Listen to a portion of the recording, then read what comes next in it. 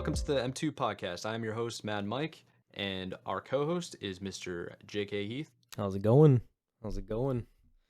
This is the show where we talk about some esports, some personalities, gaming industry related news, new and upcoming games, and technology and innovation. So if Kyle over here has plenty of topics to go ahead and start us off with today, We have before we get into some news that I've been dying to discuss. The meat and potatoes of today is certainly coming. But yes. I do have a couple articles I want to go over first that kind of caught my eye this week. Starting off with an article I saw regarding Apple's long in the works VR AR headset that's actually set to launch now in around 2023. And it's funny because there's been technical setbacks with this. The article comes from The Verge. Jay Peters wrote the article, and he said in one of the opening paragraphs, he said, quote from Apple, "Development challenges related to overheating, cameras, and software have made it harder to stay on track with this new VR headset." And essentially going in to 2022, they were going to originally show it at the Worldwide Developers Conference, but it's just since those setbacks happened, it has not happened. So it looks like I personally had no idea Apple was doing a VR headset. I mean, I guess I should have figured it was coming at some point, but this was kind of news to me. So when I heard it was delayed, it was I think altogether a surprise for me, not just the fact that it was delayed. I actually heard about this once before, very briefly. It was one of those things where I was just like scrolling through my news feed, and I'm pretty sure I saw this, but so the problem right now is overheating, right? And that isn't really uncommon, I like regular phones that everybody uses now. I mean, those are computers, right? And you put them up to your face, it like overheats your face sometimes. I don't know about you, but I can't be on phone calls longer than like 30 minutes unless I have a headset on. Yeah. So I would only imagine they're having a serious issue with like trying to cool off these like processors and like components in the devices when they're attached to your head. Yeah. I mean, you're basically giving yourself a helmet that can warm you up. I mean, pretty much. Yeah, it's like when I really think about the technology too and what they're packing inside this little box that just wraps around your eyes, it's honestly amazing the fact that most headsets don't have like a huge overheating issue. But I don't know. It's kind of I almost want to say it's ironic Apple is kind of having this issue since they make these like for the longest time they were making phones smaller and now they're making them bigger but slimmer, and they're able to like they've been pretty well about keeping those good. So I don't know. It's just interesting to me. Yeah, I would love to see like the engineering backed behind this. I mean, this is The Verge, so they're not going to go into the intricacies of the components that they're actually using. Right. But I mean, if it's overheating and you're having problems with cameras and software, it's like that just tells me that whole project is kind of scuffed. Yeah, it's just it's Like, not a good sign at all. So who knows, man? Apple, I'm sure will turn it around. It's Apple after all, and they'll slap some price tag on it. That's probably absurd, but that's their brand is marketing. It's not really like I guess quality, but I don't know. I'm not the biggest fan of Apple, only because like I choose performance over inclusivity. You know what I mean? Like when you get an Apple, you need an Apple everything. Right. You need an Apple Cord. You need an Apple account. You need iTunes. I think they still use that, right? Yeah. And then like all this other stuff. Yeah. I mean, now it's like Apple Music too with a subscription service, so that's kind of like that's intertwined with right. iTunes. But yeah, I mean, Apple Pencil is still like a joke to me. I feel like every time I see that, and it's just like $100 for like this tiny little pencil. Yeah. Yeah. But I don't know. Best of luck to Apple, I guess. But the next article I wanted to kind of go over was about a device coming up in February that I actually haven't looked too much into myself until I saw this. But the Steam Deck is being released by Valve next month. It was actually delayed. It was supposed to be coming out at I think the last quarter of 2021, and of course that never happened. And I'm assuming it's probably some technical setback like most of these things. But now the device is set to come out February. I don't think, at least this article, I don't believe had a specific date. This is coming from Christopher Livingston and Jacob Ridley over at PC Gamer. kind of giving a everything you need to know breakdown of the product. Everything from pricing. There will be 3 different versions that come out. The 64 gigabyte version is going to be retailing for $399, for $529, the 256 gigabyte version, and then $649 for the 512 gigabyte version. So there will be 3 additions, so to speak. The spec list was very interesting to me. They do have a chart on the site, essentially listing out everything from the CPU to the GPU. It will be running an AMD Zen 2 processor with 4 cores, 8 threads, clocked anywhere between 2.4 to 3.5 gigahertz. The GPU is going to be an AMD RDNA 2, which I'm assuming is something proprietary. I'm sure they contracted AMD out, and they're just going with that, going with AMD for the CPU and the GPU. The clock speed is 1 to 1.6 gigahertz. I mean, nothing crazy, of course. It's kind of just, I feel like it's what they can fit in this like tiny device. Yeah. And also the RAM it's 16 gigs of LPDDR5. I guess that's like probably like a laptop spec size. Those are really small DIMMs. Yeah. But yeah, so the storage, it says here that the 256 gigabyte and the 512 gigabyte models will have NVMe SSDs.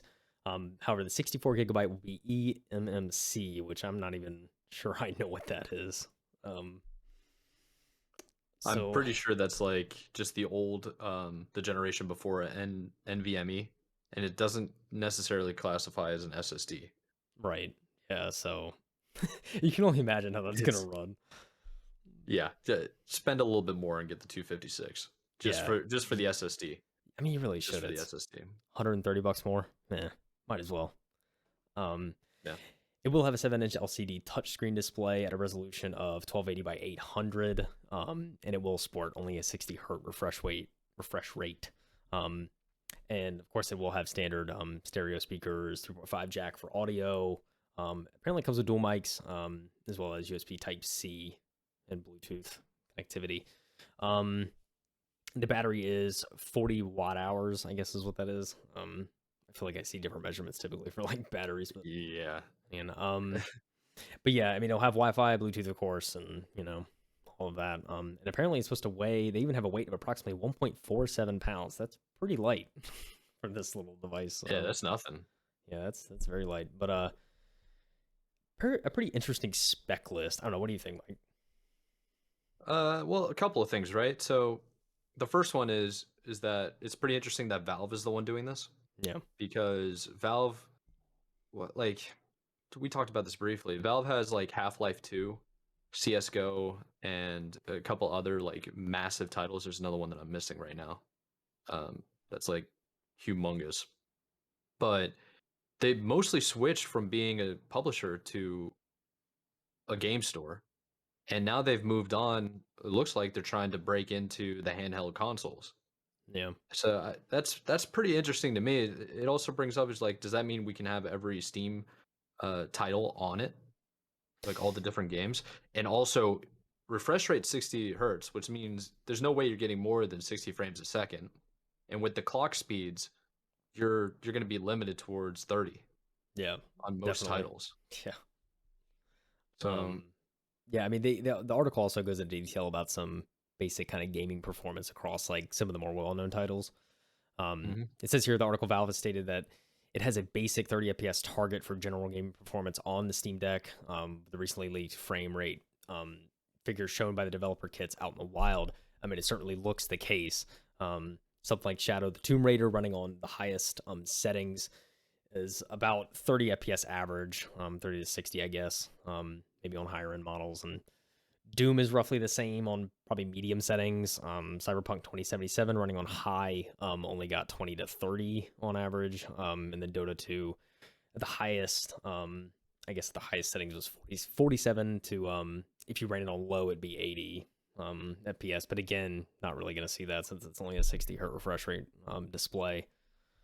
So, I mean, it's cool, I guess. I just don't know personally for me if this is like something that really interests me.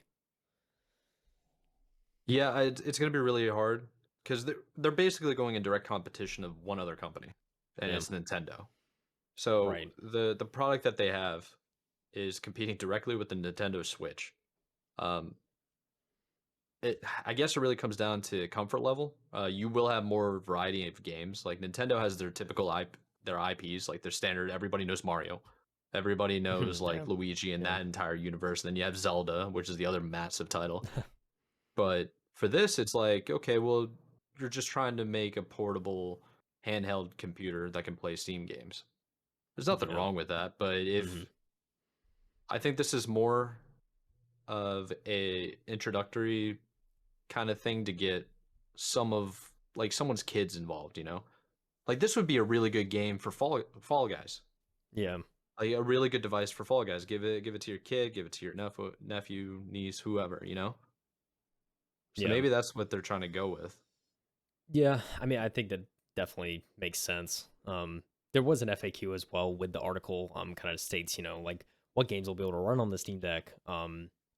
And they said, quote, I mean, all the games that we want to be playable is released. So like the entire Steam library, like that's kind of the goal, I guess, is to make the entire Steam Yeah. library somewhat playable for anyone out there. So um, it's if they're like competing with the Switch, I mean, obviously it's not gonna like really affect Switch sales or anything, in my opinion, because like the Switch, I mean, Nintendo just has their own IP, and that's what they survive off of, and they Yeah. thrive off of it. It's like it's not really gonna affect it, I don't think. Yeah, something that just popped up in my head that I've talked about in a previous episode in regards to Xbox, that we will get into later, a sneak peek teaser. But the idea is, Xbox maybe a year or two ago, probably 2 to 3 even. Phil Spencer basically said they're no longer in the business of selling consoles, and that everything is eventually going to go to the cloud. So if everything's going to go to the cloud, why don't I just use attachments for my phone instead of buying a Steam Deck? Yeah. You know what I mean? Hmm. Because all the games that are on Steam are eventually going to be available on like the Microsoft Store Right. or anything like that. And you could probably do. Can you do? Can you do VR or not VR? Can you do the Steam library on the cloud? Steam recently broke out into the cloud, didn't they? I believe so. Yeah. I don't know too much about it because I don't really follow too closely to like Steam news personally. Um, but Pretty but sure yeah, they I did. mean, I'm pretty sure they did. I don't see why they wouldn't, right? I mean, it's a Yeah, market you almost need to get into. Like, I mean, it's definitely the future of gaming. Once they figure out, yeah, once the technology catches up with what they're trying to do, like the biggest problem that people have right now is input lag, right. and that's literally a hardware issue at this point. So how much longer until that's fixed? You know. Yeah, So like eventually we'll all have fiber. It's just progression of technology. exactly. Yeah, 6 millisecond. You're not gonna notice 6 milliseconds of latency. definitely not. I actually Yeah. tried. I tried playing some old, I guess, like 360 games, and even I think even Halo Infinite on like on XCloud with my iPhone 8, and it was not a fun experience, I must say. But I think it's probably the phone. That's probably the issue. I don't know if it's necessarily my internet. So, I but I mean it's still in beta too, so there's that caveat. But Yes. I haven't tried it on like, an iPhone 13 or like a, one of the new like notes or anything from Android. I haven't done like the latest and greatest, so it may work pretty well on those. Oh, the xCloud is no longer in beta. Actually, Oh, really? I read that earlier today. Oh, It okay. was in beta for about a year and a half, I think, and last year in September. It's either September or yeah, I'm pretty sure it was September. It went live. Mm, okay. So if you have like the Ultimate Game Pass, you can use the xCloud wherever and on whatever. But back to the Steam Deck. I mean, it's a really good. It looks like a really good device. Yeah. Uh, just just the thing is like, is it really gonna be worth it? You know, like how like from a sales point of view, why would I want to buy it? Yeah. I agree. I personally, stuff like this doesn't interest me, and that's just because like I have a Switch, but in all fairness, I rarely use it. So it's like I'm not inclined to really get another handheld device. Yeah, I bought my girlfriend a Switch, and she absolutely enjoys what's it called, Animal Crossing. Yeah. And we were on the flight back, and it was like an 8 hour, no, it was like a 2 or 3 hour flight from New York. And we brought the Switch, and I was Yeah. playing Zelda, and I was just like, dude, all I want to do now is play that game. But the problem is once you play a game at over 100 or 120 FPS, it's like it's just not the same anymore. Like I gaming is mean, yeah. forever changed. Like, have you tried to go back and play N64? That's yeah, it can be annoying. I did that with PlayStation 4 games because a lot of the early single player games, especially on PlayStation 4, a lot of that's locked at 30 frames. So you have to kind of play. Yes. You have no choice, right? Like you have to. There's been remasters that come out, or yeah, not well, yeah, remasters. There'll be remasters that come out later down the line that improve frame rates, of course. But like going back and playing some of those games, at first I was kind of like, I don't know if I'm gonna get used to this. And then after an hour, I'm like, okay, I'm acclimated again. I can enjoy the game. Yeah. So yeah, it's definitely vexing at first, to say the least. Whenever you hop back into a older game and you see how how good it is now, it's like, Yeah. We have it good now. We just got to put up with a little bit of developer issues, rushing stuff out the door. But hey, it's all good. small issue. uh, Well, I will say what I feel like I'm kind of negative on it. I'm the price point of this $530 for 256 gigabytes. That's not bad. I really don't think it's bad. It looks like a decent size. It looks like it would physically fit my hands. Like I have kind yeah, of bigger hands, and like the Nintendo Switch literally hurts my lower fingers from like supporting it. yeah, So you have to get those attachments to it, the joysticks or Joy Cons. But this actually looks like it's kind of fit and comfortable, and they look intentional about how they built it. yeah, definitely. One thing I will say about Steam, and I mean, just from like, their development pattern in the past, they really invest a lot in R&D on their products. So I'm sure this went through like 20 iterations, and this is probably the best they came up with. But I mean, it looks comfortable from what I can see in the images. So, Yeah, I would like to try it oh yeah, at for least. sure. Yeah. I know I got at least one nerd out there that I know that has this, or will be getting it. Sorry, it launches February. Yes. That's what it said. Yeah. I didn't see an exact date, which is kind of like, That's yeah, it's troublesome. eh. This is Uh, also the articles from this is 2 weeks ago, every almost. everything you need to know. So yeah, 2 weeks ago is when Yeah, they updated it, I guess. last okay, yeah, Um, but I mean, we could see. I mean, there's PC Gamer even put out a video on their YouTube page. I'm kind of doing a hands-on preview of it. So I mean, the early did it? models are out there. Let me ask this because did it have a docking system similar to the Nintendo Switch? Not that I have seen.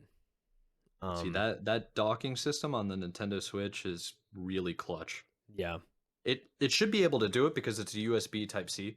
yeah, It just depends on do they have this like software, right? yeah. I So I think. mean, if you look at the image in this article, if this is again, this may not be final build, but there is what looks to be a USB-C port at the top of the device and nothing at the bottom where you normally dock um Oh, a console, which is like, yeah. so and, Red and I flags. haven't seen.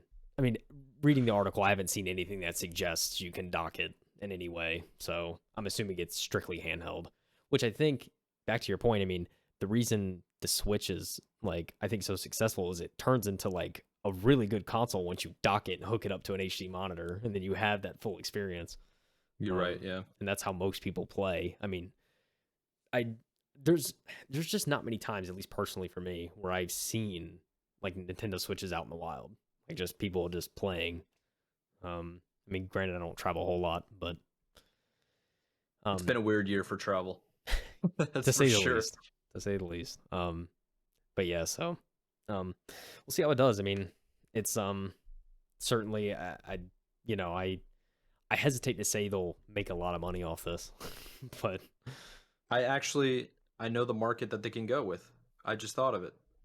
The fastest growing market in gaming right now is mobiles. So like mobile gaming. mhm. More and more people are playing mobile. Apparently, like PUBG on mobile is like massive, and there's Oh yeah, also There's a massive game somewhere. I think it came out of China. I literally watched. It's the most popular game in the world, and it's just mobile because everybody has a phone now. Yeah. So if you're like a professional gamer for this, like, could you play mobile games on this? I mean, you're literally mobile, Yeah, but you're that's a good playing point. PC games. I mean, there's Netflix I on it. mean, I mean, So I know I have the advantage if you give me 2 joysticks and multiple buttons, and I don't have to touch my screen.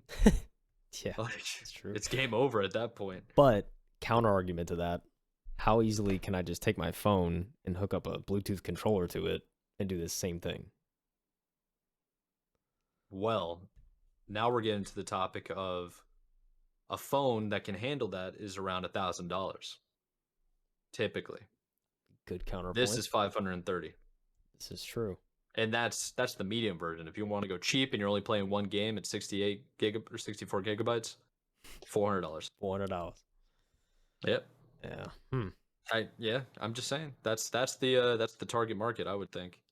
I mean, he's got a Zen 2 AMD chip in it, so I mean, yeah, it's AMD. I mean, hey, AMD's in everything now. yeah. Ever since they came Start out from with the the Zen bottom. architecture, It's everything. over. It's over. It's over. Price to performance. I mean, you can't compete. Intel's trying to catch up now. They got lazy. Yeah, they did, and they had to cut them prices to how to compete. Mhm. So, anyways, am I gonna get one? Probably not. Mike, are you gonna get one? I wanna use it first. Yeah. And I will say this: if Nintendo Switch comes out with a 4K version, ain't no way. Ain't no way I'm getting this. That's true. We had Switch OLED, and I think that's okay, but it's not like what It's people not wanted. No, everybody thought it was 4K. Yeah. I had buddies like in the know who were just like, "It's rumored it's gonna be 4K." And it comes out and it was like, "You lied to me." It was like, "My guy lied to me." Just like, like everybody got lied to. So yeah. You know? All right. Well, quick updates on a couple articles we discussed last week on the first episode Mhm. back. First one in regards to E3 2022. The physical show got canceled. We weren't sure about the digital show.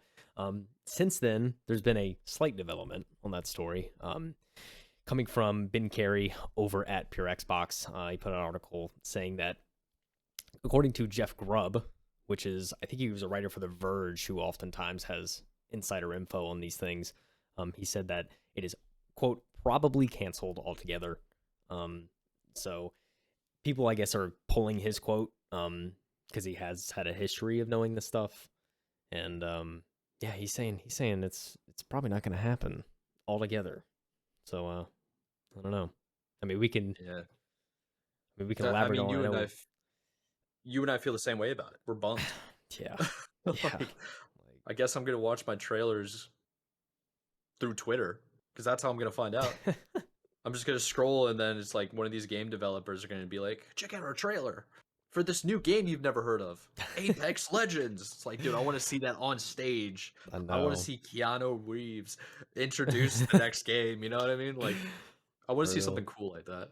I I want to know, man. see something on stage at least, but I mean, at I the end of the get it. day, like, it's a spectacle, Like, you want to see that. At least I do. Yeah, Hey, man. it's a performance art. You know what I mean? Like, Exactly. it's like the Grammys, except it's actually good. You know, it's like I get to see some Yes.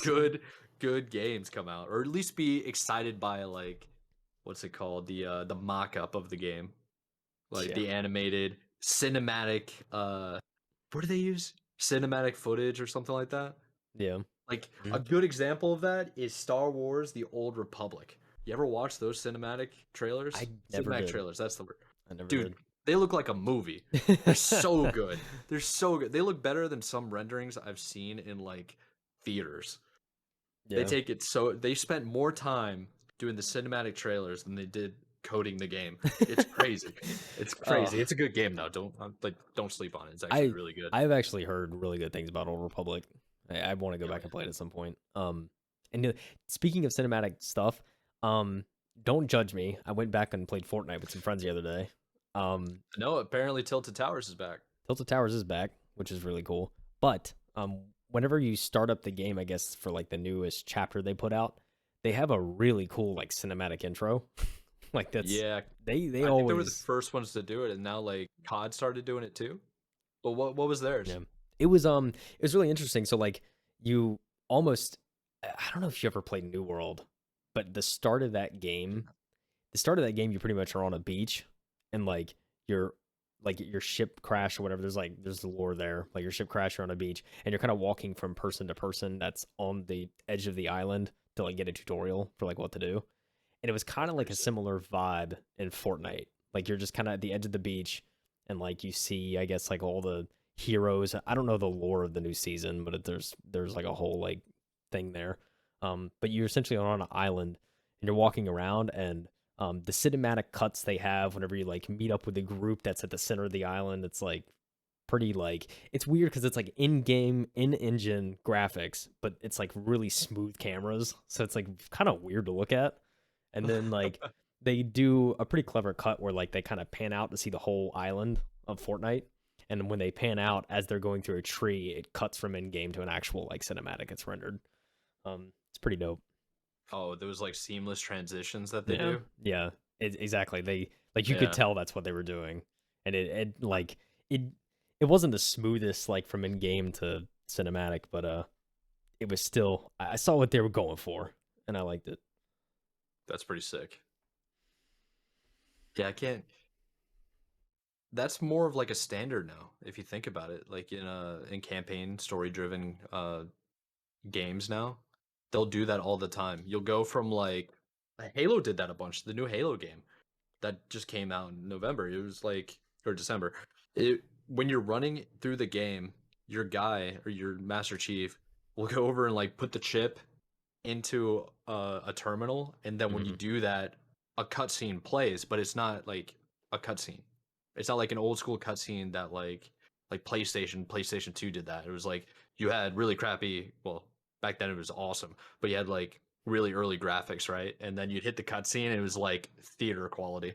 And then you go back to back. You know what I mean? It's not Yeah, like that anymore. It's yeah, like really trying to immerse you into it. yeah, for So sure. I think that's pretty cool. You know, I guess I got to go back to Fortnite and get bopped by a bunch of people half my age. Look, all you gotta do, you don't even gotta play the game, Mike. Right, just load in and see that first cutscene. You'll know exactly what I'm talking about. All right.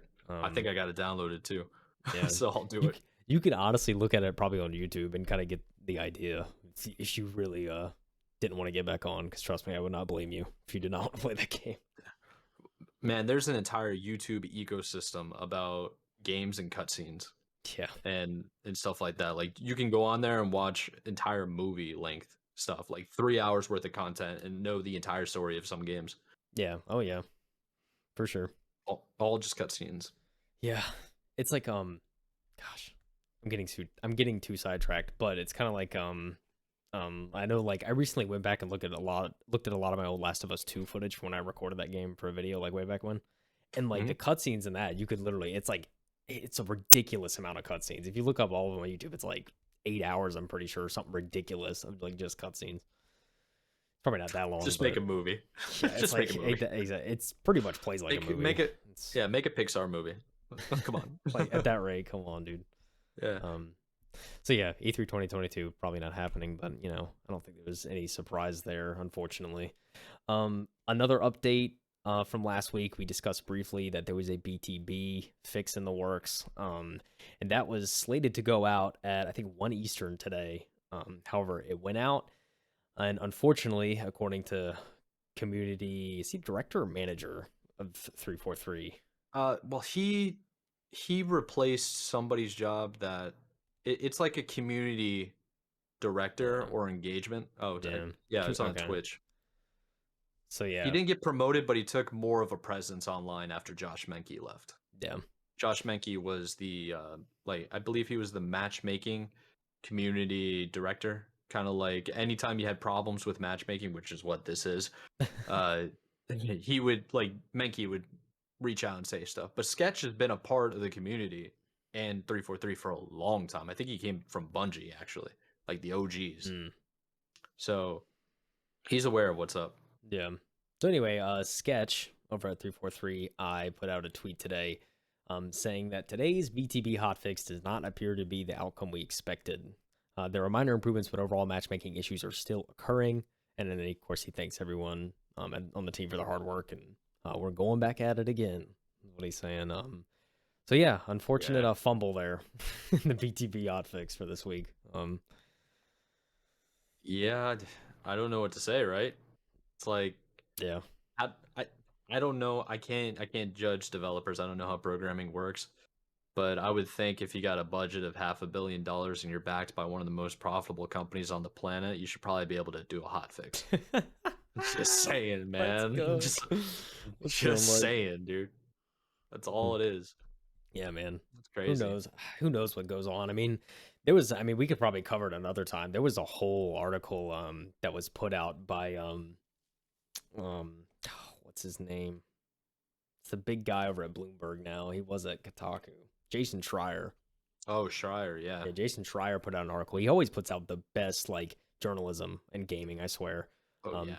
he did an investigation though on 343 Industries about the development process of Infinite and how I heard they about it. yeah, I mean, brief synopsis, they essentially had contractors that were rotated in 18-month periods because they wanted to hire contractors probably for, reasons of not wanting to provide like benefits or anything. I don't know the full story, so don't quote me, but all I know is contractors rotated out through the 6-year process Infinite took.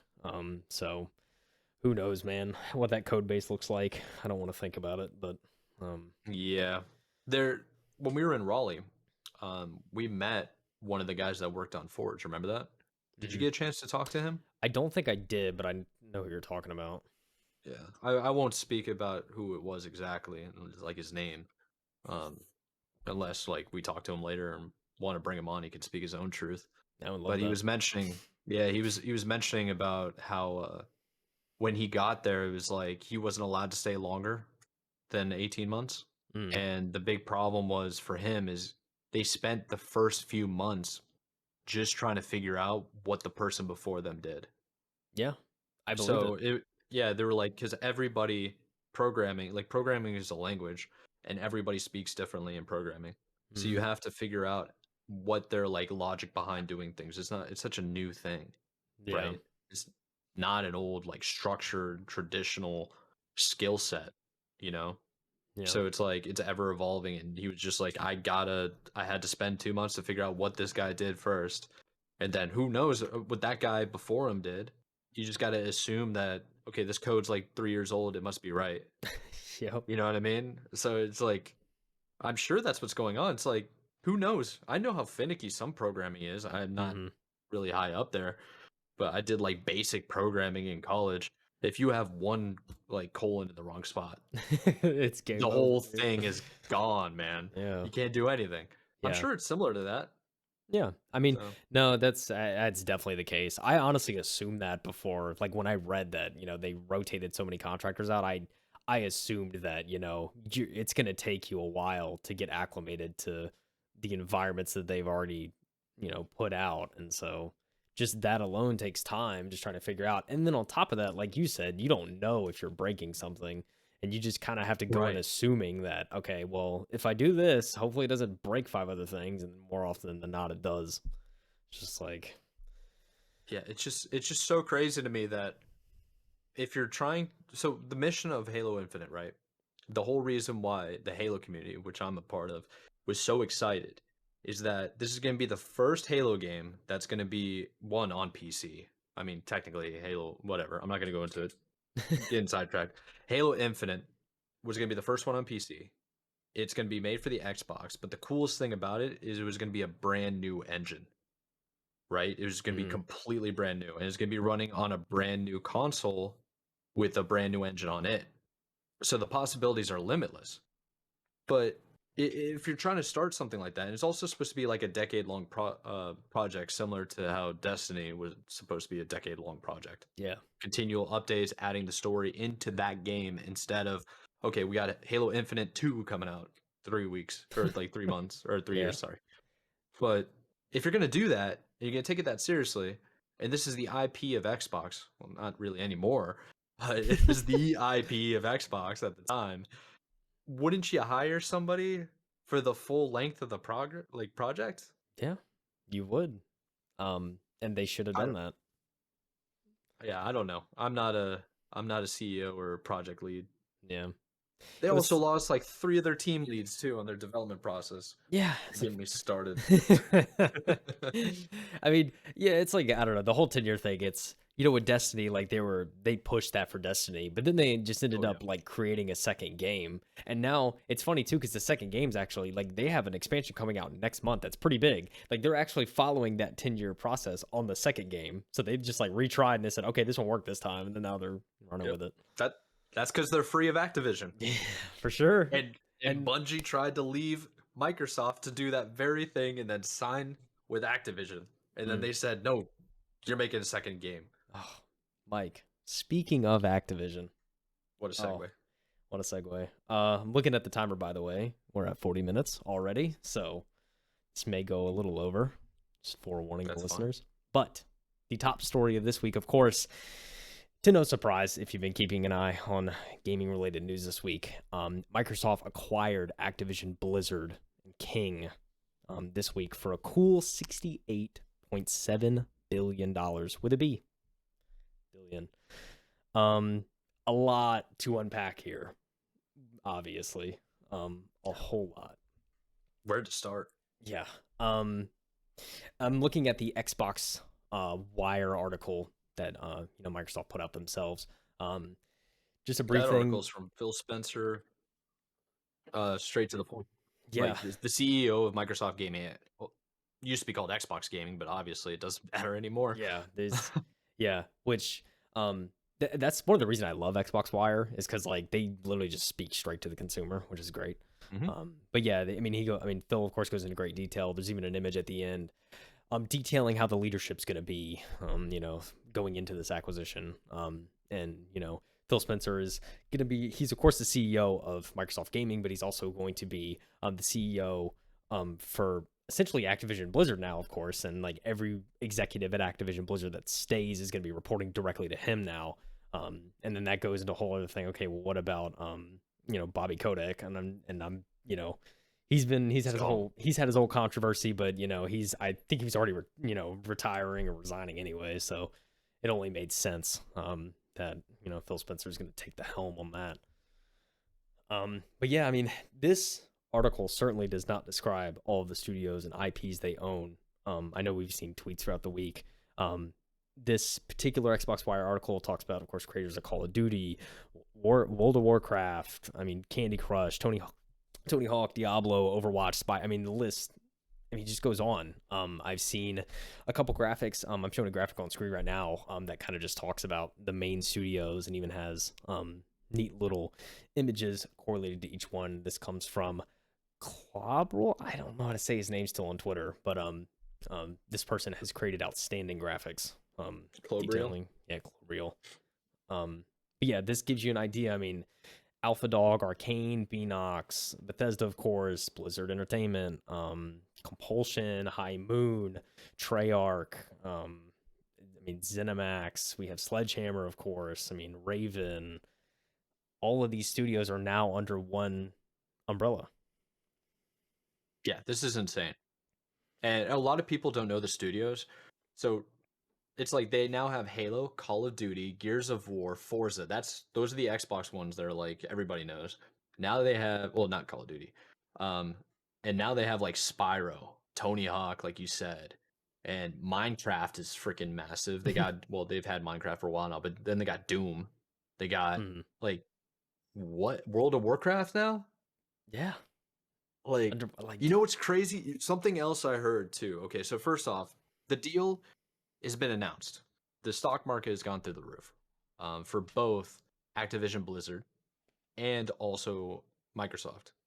Yeah. But the big thing is like the deal isn't actually going to go through until next year, 2023, in around July is what the estimates are. Bobby is out. All rumors say he's out. I'm going to assume he's out because of the absolute storm that was caused with all of this stuff. And it, like, man, Activision Blizzard has been hit with a lot. First of all, oh yeah, last year they went crazy with greed, with all their monetization processes. They were milking the entire World of Warcraft community and trying to get as much money as they possibly could out of them. Then all of a sudden you find out that the workplace environment there is highly toxic and hostile. Yep. And then Phil Spencer about a year ago says we're going to reevaluate our position or situation with Activision Blizzard going forward. It's like he meant literally evaluate. Yeah. Put a price number on it. We're buying you. Yeah. Like that kind of thing. Oh yeah, now they have Fallout. Yeah. Like what? I mean, yeah, they have that was under Bethesda. I mean, just to put it into perspective, they bought Mojang Studios, creator of Minecraft. I believe the deal was 4.1 or 4.4 billion. I don't know the exact number. It was 4 billion, I think. I just don't know the point. That was years ago. I don't even remember what year that was. September of 2020, they announced that they made a deal with ZeniMax, and so they bought Bethesda, Arcane, all those studios. That was 7 billion. That studio, I mean that acquisition, sorry, didn't go into effect until March of 2021. So they announced it September. It took them like 6 months, I guess, to close the deal. But like you mentioned earlier, this is going to take a year at least to close, which makes sense. I mean, this is the biggest deal in gaming history of, a studio being bought. Yeah, there's the thing that I wrote this down when it was announced yesterday morning, about what Xbox and Microsoft have now. So first off, I kind of predicted this about a year ago in a podcast episode that I did. It was about the future of Xbox and how Phil Spencer basically doesn't care about selling consoles anymore. And everything's going to be switched to cloud gaming. And everything around that is just to push people to buy the Ultimate Game Pass. And you can see that since I made that episode. They're trying to make all of these games essentially included with the Xbox Game Pass or the Ultimate Game Pass. Which means, could you imagine this? You spend $15 a month, which I think is about the average price for the Ultimate Game Pass, where you can play on console, the Xbox console, and PC, and you get Halo, Doom, Call of Duty, Hexen, Quake, Rage, Overwatch, Diablo, World of Warcraft, Candy Crush. I mean, whatever, you know what I mean. StarCraft, Fallout, Minecraft, Elder Scrolls, Gears of War, Skyrim. Tell me when to stop. Dishonor, Wolfenstein, Outer Worlds, Forza, Sea of Thieves. Yo, you could get Perfect Dark now. It's on Rare. Okay? Dude. Like, and Age of Empires, and Fable. What? It's unbelievable. Yeah, I mean, if anybody's saying it's Xbox versus Sony, they're living in 2009, man. They are. Like, they're so far behind. Yeah, and I mean, if Xbox anyone's is gone. Exactly. I mean, if anyone keeps up to with, general gaming news, you'll know that it's been rumored for a long time that Sony is set to announce a Game Pass of their own soon. But it's like, I mean, dude, how do you compete, man? Like, unless you just really love first-party Sony titles, which, I mean, even then, They there's got just good ones. I mean, they do, but like the value of Game Pass is tenfold now with this deal, assuming a lot of the games go on Game Pass, which, and it also makes me nervous too. I almost hope that they don't up the price with the amount they're adding. I don't know if they will, but it's like they are making. They easily could. I mean, they're making. You said I think it was 25 million monthly subscribers to Game Pass currently. No. Is it way more than that? They have 25 million subscribers. They don't have $25 million worth of subscribers. They have 25 million people. Yeah, that's what I was saying. With the Game Pass right now. Yeah. Yeah. So I mean, which that bonkers. You're over 250 million a month. I mean, they're definitely making money on that, right? Like, there's no like they're making a profit off that, and that is some crazy that they're making more than Fortnite was in its prime, for sure. I mean, easily every month, and that's just on Game Pass. Yeah. So who knows, man? They may not need to up the price because they're already, they're already in the black, like with all they're doing. So I mean, so I'm not sure. There wasn't one article I caught before we actually talked, kind of coming from Source Games Beat, which is, I guess, VentureBeat's kind of gaming subdivision. And they put out a article discussing how Activision Blizzard actually wanted to sell, and then they approached Microsoft with this, which I thought was interesting. But in hindsight, I feel like it almost makes sense because, you know, I've seen Phil Spencer. Of course, we've all seen him at the big events, but I've seen him speak on like podcasts before. Like one notable is Drop Frames with Co Carnage and JP and all them. He went on a couple times, and you can tell just from like him being on that show, like he just cares about how these studios are doing and really wants to help them. Yeah. And he calls with them constantly, like, show us your vision. Like, what do you want to do? Like, he's always seemed like he's in it for the right reason. So, it would not surprise me, if Activision Blizzard actually, were trying to just sell. And so they just went to Phil Spencer and were like, hey, like, we thought you guys were a good candidate. And I'm sure Phil's probably in the past tried to help them too, especially with all the, all the controversy. Oh yeah. You know these guys, they all know each other. Yeah. For sure. I think I definitely believe that Activision Blizzard probably approached them and was like, all right, we're after this whole milk incident that happened, we're just we can't recover from this PR storm. Like the CEO is probably out after that. Like high executive management's out, middle management's out. Like it was a nightmare. Yeah. And it's like who could buy them? Like name the companies that would actually be interested. So like if you had to name it's like Sony, Tencent, Nintendo would never. Nintendo's not even worth 68 billion. Yeah, they don't have the money at Yeah, all. no, they don't. They almost went under during the crisis. The 2008, 2009 crisis. Oh yeah. Yeah, they got messed up. And the Wii saved them. Yeah. It's like but yeah, I mean the article goes on to describe too that the talk of the deal started in early November, and then the deal was made kind of over the holidays, and then they agreed to the terms, and they just announced it. So fairly quick turnaround. I was expecting, whenever I first was like seeing the reports, I was anticipating it was like they'd been in talks since like summer, but that's not the case. It was only like 2 months. So yeah, they were pretty quick. They were trying to sell, that's for sure. Yeah, I mean their stock price was plummeting. Yeah, after all those allegations started coming out, it was like it wasn't just allegations. At one point, it was like testimonies coming out. It was like these could be used in court. Like this is crazy. Yeah, it's like jail time kind of stuff. It's wild.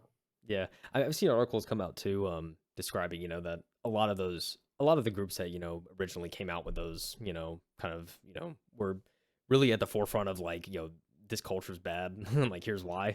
Like a lot of those groups are still saying that they're still they're not just gonna go away because of this deal. They obviously want to make sure that it's safety of everyone's maintained going forward. Yeah. So yeah, my belief is with Microsoft running the ship now, everybody's fired if that happens again.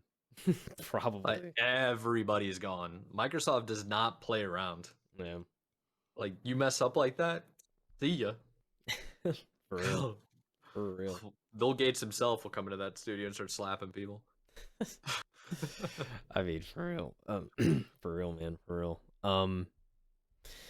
But I mean, dude, I just want to look at the image again of all these studios. There's a couple I haven't heard of. Tango Gameworks. I have no idea. I don't think I've heard of that studio. That's one of them. Here, you move on. I'll find it real quick. Yeah. I originally saw, I think, some of the original news that came from a Polygon article, kind of detailing the deal. Of course, it was 68.7 billion, the biggest this company in the industry's ever seen. And they also said, it says in the blog post about the acquisition, Phil Spencer said, quote, they will offer as many Activision Blizzard games as we can within the Xbox Game Pass and PC Game Pass, both new titles and games from Activision Blizzard's incredible library. We can, and there's no surprise there. I think we're certainly going to see some pretty insane like games that'll be available for just $15 a month if you get the Ultimate. I think a lot of people are concerned that all their titles are going to be moving over to the Microsoft Store, and that they're going to have to get the Game Pass instead of like using, what is it, Battle.net, I believe. That's what Activision uses. Yeah. I highly doubt that. Like I was so a good example is you got to use Halo as the example because Halo is like Xbox's the only thing that really gave people a reason to buy the 360 and the original Xbox was Halo, right? Yeah. So the way they treat that IP should be an indication of how they're going to treat big titles that they acquire. And what they've done is you can play Halo Infinite for free on Steam, and Microsoft doesn't care. Yeah. You can also just go ahead and download it on the Microsoft Store or the Xbox app. They don't care. Yeah. So I would, I'm led to believe that they're gonna just leave Battle.net the way it is, give it the support it always had, let Activision Blizzard work like they always have, except now they have to report to Xbox Yeah. I mean, it or makes Microsoft. sense. Yeah, it certainly makes sense. I mean, if one thing's for sure, especially like Xbox. I mean, like you said, I mean, it's just that's proof and just how much they're just willing to work with their studios and the consumer. Like they just really don't. They're not heavy on proprietary stuff. That is for certain. So Yeah, yeah, no, not anymore. They used to be, not anymore. yeah, not at all. So, what are you most excited about for this? That's honestly a good question. I think looking at just kind of taking a look at all the studios.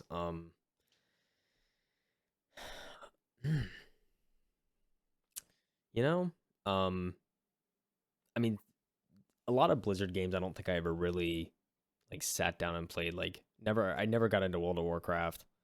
Never really got into like Diablo or anything like that.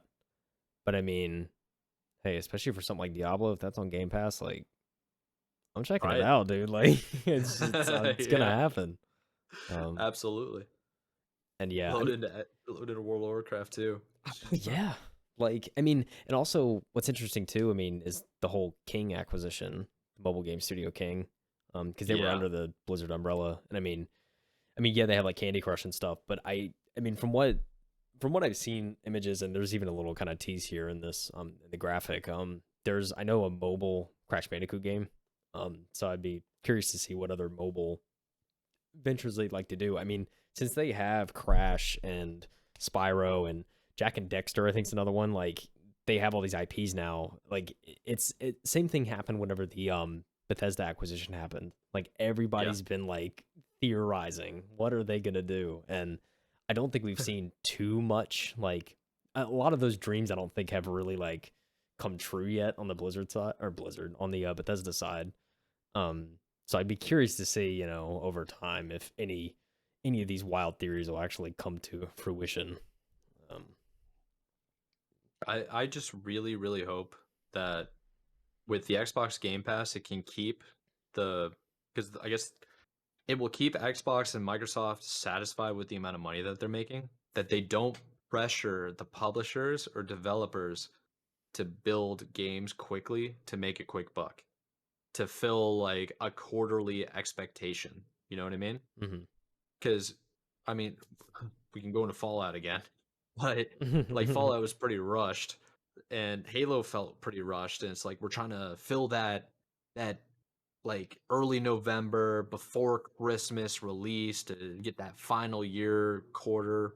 It's like if you're making the money that you need to make to like to appease the investors, let Treyarch do what Treyarch does without being rushed. Let them go back to making awesome campaigns for Call of Duty.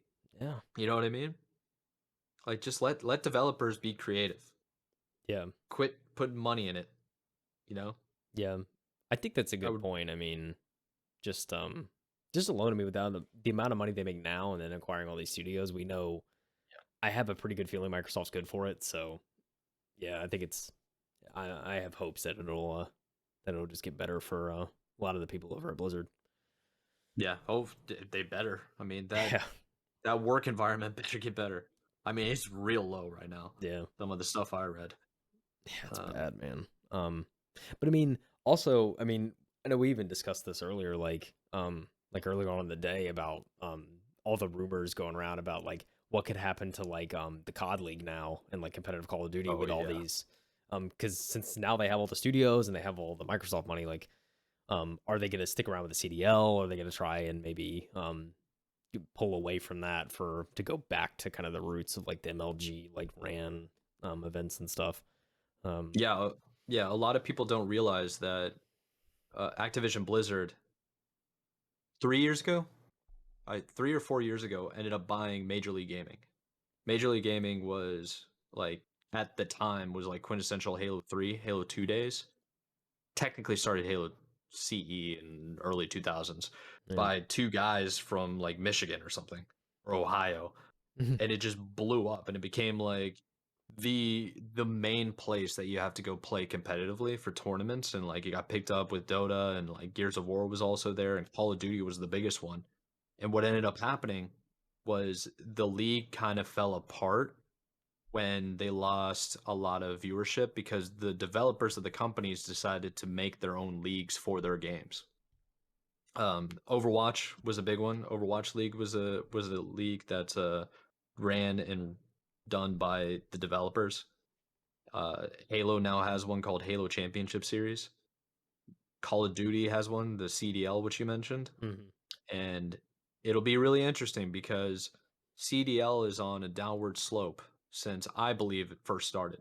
Um, they were charging way too much, and they're trying to make it a franchise fee of $20 million. That's the rumor, but none of these esports teams are making $20 million to support a team like that, Definitely not. unless the only way that's possible is they have enough content creators to make revenue off of their content creators. So your YouTubers, your streamers, um, like video, Instagram, whatever, you know what I mean, content creators overall, um, and merchandise sales. That's pretty much it. They have to have a brand. Like 100 Thieves, I know what the logo looks like because I've seen everybody wear it. I Yeah. know their colors. Same thing with like Cloud9 and all that other stuff.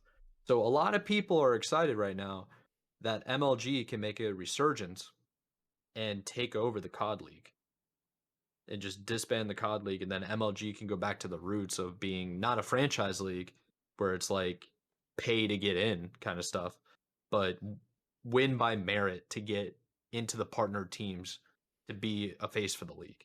Hmm. That's my rant. Yeah.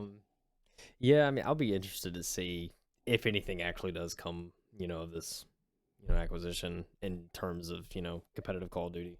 Because I'm kind of in the same boat. I think about the CDL. Like, it's just it doesn't make sense in like the gaming space to me. And like just the way it's being run and the fact that like, like I always go back to Nate Shot's point because he's so right of like this league, like the first event they're having is 3 months after the game is out, which is a lot. Like a lot of that hype is in the first month, and like in order to kind of like start strong in any life cycle of a game that's a competitive shooter, especially like it's important to have those events. And even like because back in the day too, especially when it was like MLG, like they would have like weekly like 2Ks and 5Ks where they would just hop on, like all the pro teams would hop on and they would compete in these online tourneys, and there really isn't that now. So they're all just like in scrims, like not or doing like money eights on their own, like they aren't sitting there like So just dumb. doing nothing. But it's like there's just because like the 2Ks and the 5Ks, it was always like I remember in like early COD days, like getting on and watching like the teams play in these 2Ks, like back on like Twitch and like MLG streaming whenever that was a thing, and that thing failed. Anyway, it was it was still fun to like sit down and see them compete and just like the banter and just having a good time like playing COD, and there just really isn't that now, which Yeah. is rather unfortunate. Yeah, I think probably the only studio that's ran a competitive league that's actually been like successful is Fortnite and Epic Games. Yeah. Fortnite does like I don't even play Fortnite anymore, but I know that they do like Fortnite Fridays, I think, where it's like you and a buddy get to go in and actually try to like win tournaments for Hmm. money, and it's free entry and it's sponsored and it's online. It's like that's kind of crazy. Yeah, they did the and I think they still do like the cash cups because that's like Yeah, it's yeah, an that's what online they're thing. called. You just go on, sign in, you have a squad, and then you queue up, and it's like all Yeah, it's ran like in game, and you can just log in and compete. Yeah. I mean, Halo's. I got Halo friends that might watch this. I'm not hating on HCS. I'm just saying that they're not successful to that point yet. Yeah, Oh, I would agree. like, yeah. In CDL, they I mean, I told you this in DMs when we were messaging back and forth with Nick. It's like CDL decided to concentrate more on the teams than the players, Yeah. which is a very dumb thing to do because people don't care about teams anymore. It's all about like who's doing what, who's keeping up with the flashiest cars, who's like what's the drama going on. Like that's what it's really about. Like that's the reason why famous like athletes not only are they super skilled, but even the ones that aren't even that skilled and they're just average, if they have some crazy life event happening, it hits the news, it goes everywhere in all the sports journalist stuff. Yeah. Because that's what grabs people's attention. Yeah. People follow the players, not the teams. And Yeah. by the way, the region locks that these esports organizations and leagues are doing, this like Atlanta phase that I think I saw, or Los Angeles Thieves. thieves, like guys, it's a video game. I'm not saying it's like to downplay it because there's real money. This is serious work. But like, why are we region locking an entire online competitive basis? Like base, you know? We got people that are fans from like in like Japan, you know, that play Yeah. like COD. People in Europe that are playing COD. Why are we region locking to like have 3 teams in Los Angeles, a team in Miami, somewhere in New York City? It's like, how about we just like name the teams how they are? Yeah. Like 100 Thieves is 100 Thieves. 100 Exactly. Thieves has like XYZ players. Support those players, you Yeah. know? Well, I mean, the other thing about like esports too, it's like, I mean, these teams, like, it is, I mean, it's easy enough for someone, if they're not vibing with a team or something to just leave and free agent, join another team. Like, Absolutely. and when Yeah. you're in like baseball, I mean, especially stuff like baseball and basketball, like there's trading and there's like long processes to move a player from one team to the other. And most of the time it's not voluntary. Like they have to move. Oh yeah. But yeah, I mean, having that freedom, that's what makes a competitive esport interesting. Is just seeing like where everyone's Yeah. going. Like you said, like, oh, that's what makes it interesting to me. Yeah. You gotta that's just why sports in general are popular now. More popular than ever. Is the NBA was dying for a little bit. Like there was a lot of stuff that it was on a downward trajectory. Similar to how the MLB is right now. Like not very many people watch the MLB in the United States. It's really popular overseas, not so much here. And the reason why is that the NBA made a clear switch and the NFL followed suit shortly afterwards after they saw it was serious. Is they went away from like supporting the franchises and the teams to supporting and covering the players. The NBA backs their players better than any other league I've seen before in my life. They're they're like the players when they mess up, but they don't like throw them under the bus and like kick them to the curb, you know. Yeah, And one of the things that the sports journalists do is like on TV, they'll follow everything that like a superstar is doing. England's really bad about this though. Like Europe in general with football, they go too far. They go into like personal matters where you shouldn't be. But like the thing is Messi because it's Messi. He's the greatest ever. yeah, But like a lot of people know Ibrahimovic because he's a lunatic. He's like a crazy. He's crazy good, but he's also a lunatic. Like yeah, David Beckham, he's not that good of a player, but he did a crazy thing back in the 90s to carry the English squad. And then he gets a movie deal, like Bend It yeah. Like Beckham kind of stuff. And all of a Yeah. sudden, he's a household name. You Yep. know what I mean? Like people know OBJ because of one average catch he did in the regular season. They lost that game. Nobody like, and they still show highlights. Yep. You get what I'm saying? Like, Yep. but like, the problem is when you build a franchise league and all you talk about is the teams, nobody cares. Yeah. Yeah. I That's the mean, truth of the matter. it was like, I mean, it's like you said with the MLB, like nowadays, I don't know a single I, baseball player's name. I don't think. Like that's not a I don't meme. know Like any either. I really just don't know because like I I don't. know, I know the Yankees. I know Boston. I know the Braves because they're probably like the closest team to me, and like that's Yeah. that's probably it. Did the Braves win the World Series? I think they did. I couldn't tell you. Yeah. Who's the pitcher? Who's the catcher? I couldn't tell you, dude. Help me. Help Like, me. yeah. Oh man. I don't know who won the NBA championship, but I can name like 3 players off the Golden State Warriors, and I haven't watched a full NBA game in years. Yeah. Yeah, it's And like that, like, I don't care about basketball. I really don't. I feel well, like, you know some of the players, baby. You know some of the yeah, players. that's what I'm getting. Rant over, but we'll see how we'll see what happens to the CDL. There's a lot of rumors going on that people think it's going to be dissolved. I think it should be. I don't think it's profitable. I think it was a scam. I really do. $20 million per franchise. Think about that. I don't want to, man. Like, Think about Nate Shot going up to his investors and being like, all right, we need to gather up about $20 million worth of resources and sponsorships and backing. We're going to have to sign a bunch of players and pay them too. And by the way, there's no guarantee we're going to make enough prize money to get this back. Yeah. How do you sell that? You don't. I mean, because that's the big thing. Like, if that $20 million fee is true, which I'm sure it is. Like, it's a rumor, but I don't know. It's a dude, consistent rumor. You're not making that back. There's not enough money being fed. At least to my knowledge, there's not enough money being fed in that league to warrant that kind of entry. But then again, I don't know the numbers, so maybe I'm just lying. No. At least like the only other thing that's as ridiculous is the entry fee to get into Formula One. But at least those automotive companies, they sell cars. Yeah. You know what I mean? like Ferrari has the brand, and they also sell $1 million cars. It's like there's a reason Ford's not really in it anymore. Yeah. Like Honda's in it. But everybody's got a Civic. I know everyone has. I mean, the workhorses, man, they last forever. Yeah, concentrating too much on the business and more about the gaming. I'm pretty excited about Activision Blizzard getting bought out.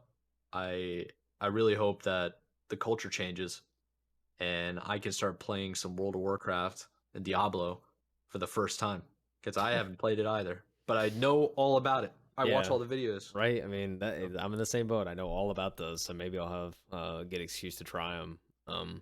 Definitely exciting stuff. I think part of me initially when I heard this too is kind of like Microsoft's getting a little big there. Like we need to make sure they're not getting too big. But I don't know. I mean, with Phil Spencer running it, he does a really good job. I feel of communicating everything, and if he's like he is in front of the camera, then they're in good hands. So yeah, I mean, if you think about it this way, they're not going to be considered a monopoly until they basically consume Sony.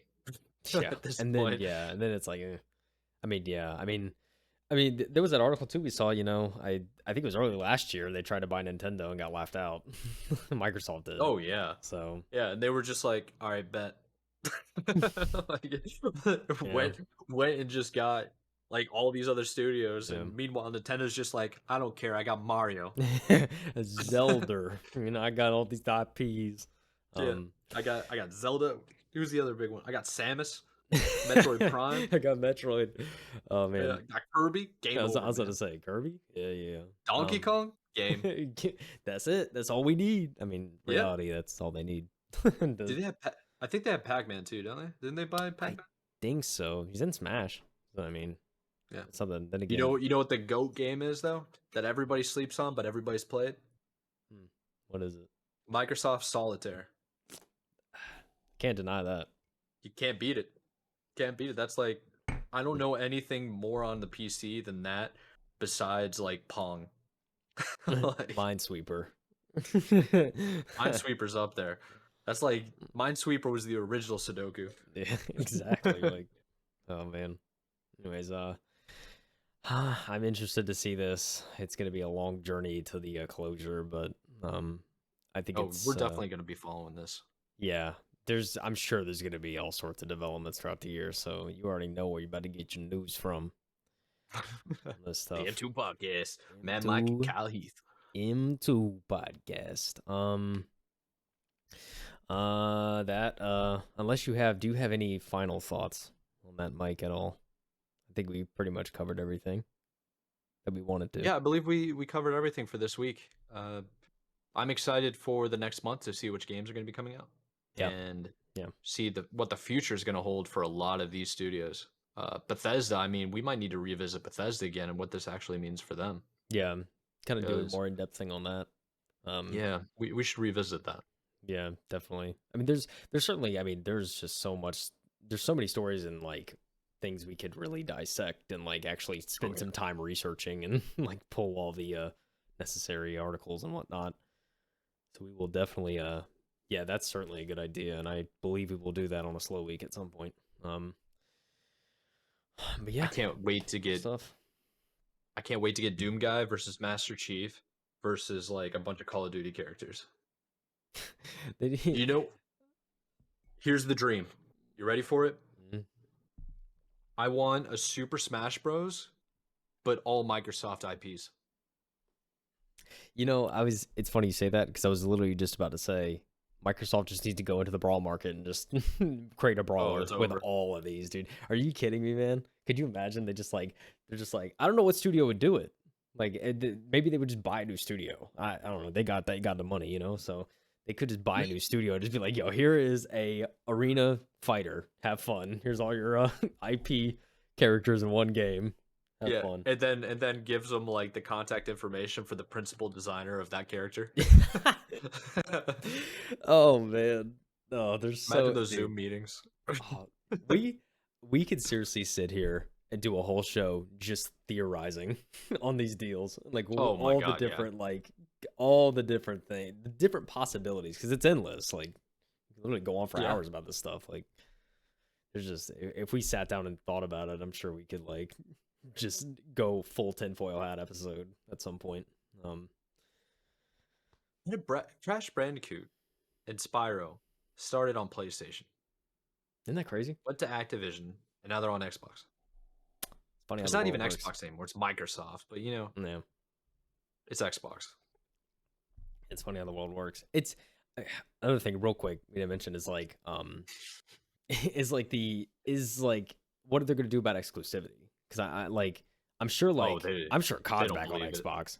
It like maybe like COD's back on Xbox. I mean, but like some of the other stuff, like because I know with the Bethesda deal, I mean, of course everything's on Game Pass, but like with the exception of I think one more contract they had with Sony on one exclusive. I think it may have been Deathloop. I think they had like a contract with Sony to like release it. Or, I don't even know, it was release it earlier. Yeah, it was like exclusive content early, or something like that. Yeah. Yeah. But yeah, I mean, I think everything.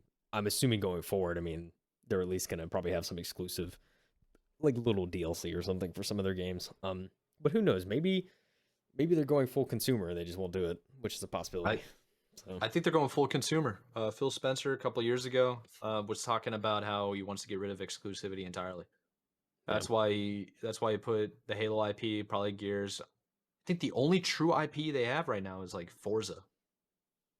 I think that's the only one that's like only on Xbox, only on Xbox Game App for PC. Yeah. I could be wrong, but it's like Forza's an awesome game. But so is Grand Theft Auto, or not Grand Theft Auto, was it Gran Turismo? Yeah. Which I think Sony has. I think so, yeah. Because I don't remember seeing that on any Xbox platform. Yeah. But anyways, I think that's enough ranting for now. And what is this? This is episode 2. It's episode 2, baby, in the books. Episode 2, season 3 with the new host, Mr. JK. That's me. KyleHeath. That's me. Appreciate you guys for tuning in. You're able to reach us anywhere at any time. There are links in the description wherever you're listening to this. My handle on all social medias is MadMikeWillEatU. And Kyle? Yeah, pretty much all of mine are either Mr. JK Heath or KyleHeath, but that's only on 2 platforms. Links in the descriptions. You'll be able to find them. Yeah, easy to find. And we'll be back again next week. Hopefully something as crazy as this happens again. And yeah, tune in. Thanks for listening, everyone.